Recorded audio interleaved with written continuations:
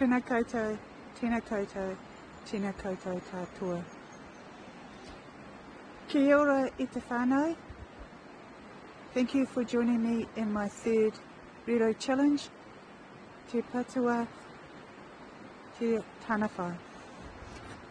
Ko Jan, ahau, no te apori me te ao, Pākehā oku te puna. Ki ahuriri, ao, he mihi o, hini ara, haora. I really want to learn te reo because it's a beautiful language, it's spiritual, it has special meaning and it's old school. I want to be a really good role model for my students in mental health so that they will treasure the language.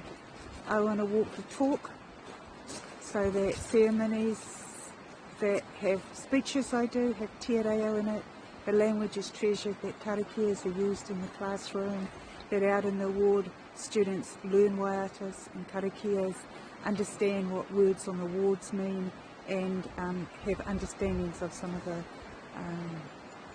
sayings, etc. Thank you very much, whānau, for this online wainanga.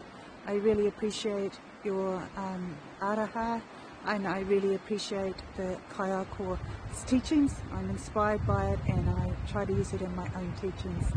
Nō reira, tēnā koutou, tātou.